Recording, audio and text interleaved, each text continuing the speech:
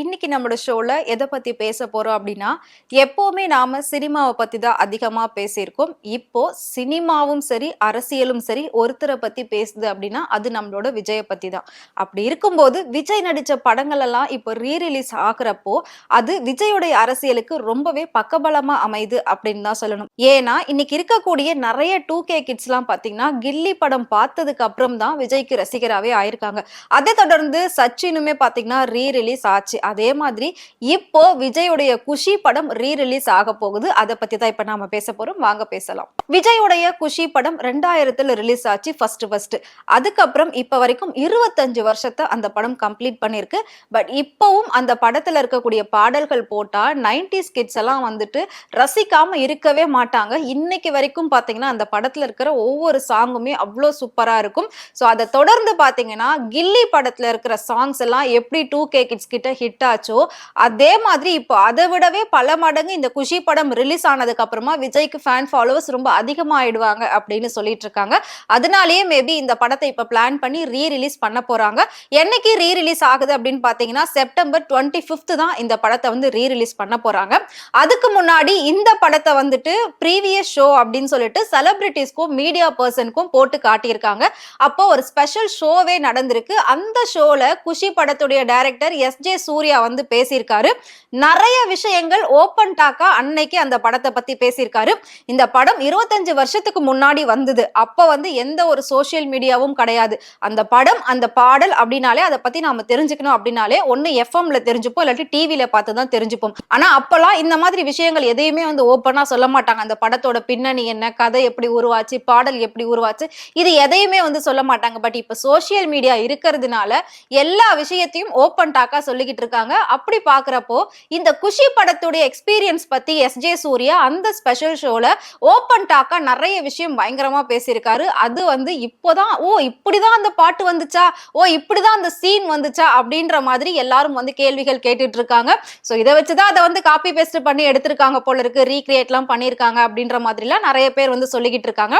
அது என்ன அப்படின்னா, முக்கியமா குஷி படம் விஜயோட கரியர்ல அதுவும் ஒரு இம்பார்ட்டன்ட் படம் அப்படின்னே சொல்லலாம். ஏன்னா பெரிய லெவல்ல ஹிட் ஆன படம், பாடல்களும் சரி படமும் சரி, சீன்ஸ், டைலாக்ஸ், காமெடி எல்லாமே ஈச் அண்ட் எவ்ரிதிங் அந்த படத்துல வந்து ஹிட் அப்படின்னே சொல்லலாம். சோ முக்கியமா அந்த படத்தோட ஹிட்டுக்கான காரணம் என்னன்னு சொல்லி எஸ்.ஜே. சூர்யா வந்து சொல்லியிருக்காரு. சோ ஃபர்ஸ்ட் வந்துட்டு அந்த குஷி படத்துல வந்து கட்டிப்புடி கட்டிப்புடிடா சாங், அந்த சாங் வந்து ரொம்பவே ஹைலைட்டான ஒரு விஷயம். சோ படத்துக்கு ஒரு பெரிய சக்சஸ்க்கான காரணம் அந்த சாங் அப்படின்னு சொல்லலாம். அதுக்கப்புறம் செகண்ட்னு பாக்குறப்போ இடுப்பு சீன்லாம் இன்னைக்கு வரைக்கும் நிறைய பேர் ரீல்ஸ்ல அதை பண்ணிக்கிட்டு இருக்காங்க, ரீக்ரியேட் பண்ணிட்டு இருக்காங்க. சோ அந்த அளவுக்கு அந்த ட்ரெஸ்ஸிங்ஸ் எல்லாமே வந்துட்டு பயங்கரமா பேசப்பட்டுச்சு.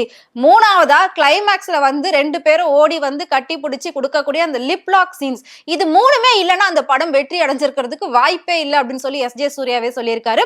சோ அந்த கட்டிப்புடிடா சாங் வந்துட்டு இப்போ அந்த படத்தை ப்ரீவியஸ் ஷோ போட்டு காட்டுறப்பவே பாத்தீங்கன்னா அந்த தியேட்டர்ல செலிபிரிட்டிஸும் மீடியா பர்சன்ஸும் 3 டைம் ஒன்ஸ் மோர் கேட்டிருக்காங்க. அதை எஸ்.ஜே. சூர்யா பார்த்திருக்காரு.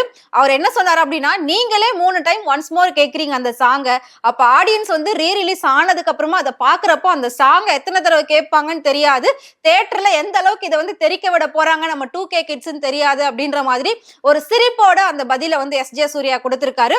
இன்னொரு இன்ட்ரெஸ்டிங்கான ஒரு விஷயம் அந்த படத்துல இருக்கக்கூடிய அந்த கட்டிப்புடிடா சாங்க பத்தியே சொல்லியிருக்காரு. என்ன அப்படின்னா, இந்த பாட்டை வந்து நான் இதுக்கு முன்னாடி வந்த ஒரு பழைய பாட்டுல இருந்து தான் காப்பி அடிச்சு எடுத்தேன். சோ எனக்கு இதே மாதிரி ஒண்ணு வேணும்னு சொல்லி அதை நான் ரெஃபரன்ஸ் வச்சுதான் இந்த சாங்கை எடுத்தேன்.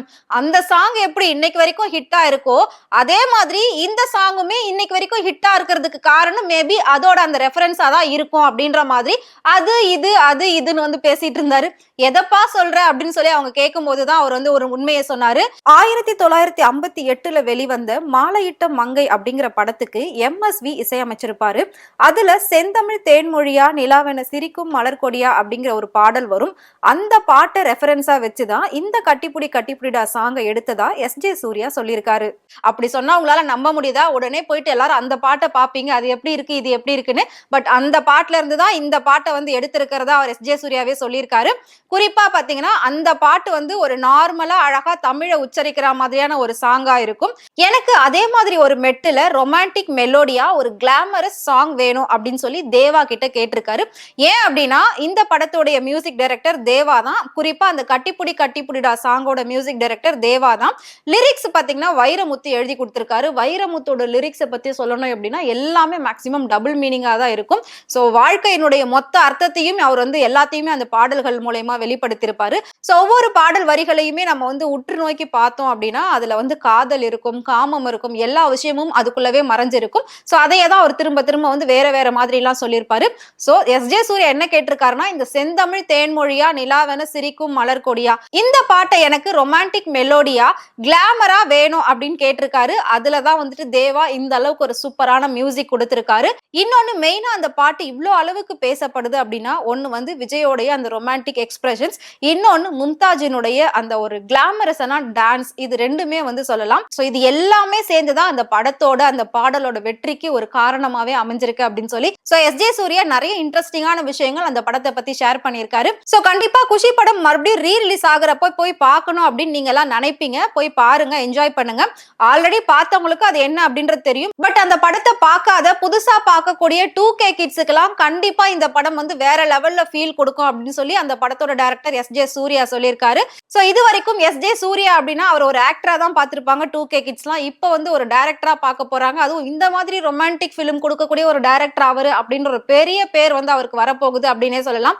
ஏன்னா இந்த படம் அவ்வளோ அளவுக்கு ஹிட்டான ஒரு படம். சோ நான் இவ்வளவு தூரம் இதை பத்தி பேசுறேன் அப்படின்னா இந்த படத்துடைய பெரிய ஒரு ரசிகையா கூட நான் இதை சொல்றேன் அப்படின்னு நீங்க எடுத்துக்கலாம். சோ 90s கிட்ஸுக்கு நல்லாவே தெரியும் இந்த படத்தை பத்தி. அதுவும் இல்லாம அந்த ஹீரோ ஹீரோயின் இன்ட்ரோ இருக்குல்ல, அந்த மாதிரி இதுக்கு முன்னாடி வேற எங்கேயுமே வந்தது கிடையாது. 2 பேரும் ஓடி வந்து விளக்கு அணையாம இருக்கிறதுக்காக வந்து இப்படி க்ளோசிங்கா வச்சிருப்பாங்க. அதுக்கப்புறம் தான் அவங்க 2 பேரும் மூஞ்சையே பார்த்துப்பாங்க. சோ அந்த சீன்லாம் நிறைய பேர் ரீல்ஸ்ல வந்து ரீக்ரியேட்லாம் பண்ணியிருந்தாங்க. சோ சூப்பரா இருந்தது. திரும்பவும் எத்தனை தடவை வந்து பழைய படங்களை ரீ ரிலீஸ் பண்ணாலும் ஃபர்ஸ்ட் டைம் எப்படி ரிலீஸ் பண்ணா ஓடுமோ அதே அளவுக்கு வசூல் சாதனை படைக்கும் அப்படின்னு சொல்லி எல்லாருமே எதிர்பார்த்துட்டு இருக்காங்க. இன்னொரு பக்கம் என்ன அப்படின்னு பாத்தீங்கன்னா, நான் சொன்ன மாதிரி செப்டம்பர் 25 வந்து இந்த படம் ரீ ரிலீஸ் ஆக போகுது. இது வந்து விஜயோடைய படம். விஜய் வந்து ஏற்கனவே அரசியல்ல இறங்கி பயங்கரமா போராடிக்கிட்டு இருக்காரு. ஒவ்வொருத்தரையும் ரொம்பவே தாக்கி பேசிக்கிட்டு இருக்காரு. சனிக்கிழமை அவர் வந்து பிரச்சாரத்தை பண்ணிக்கிட்டு இருக்காரு. இந்த சனிக்கிழமை அவர் பிரச்சாரம் பண்ணும்போது இந்த படம் ரீ ரிலீஸ் ஆகிருக்கு அப்படின்னா மக்கள் அதை பார்ப்பாங்களா இதை பார்ப்பாங்களா அப்படின்ற ஒரு பெரிய ஒரு போட்டியே வந்து நடக்க போகுது அப்படின்னு சொல்லியிருக்காங்க.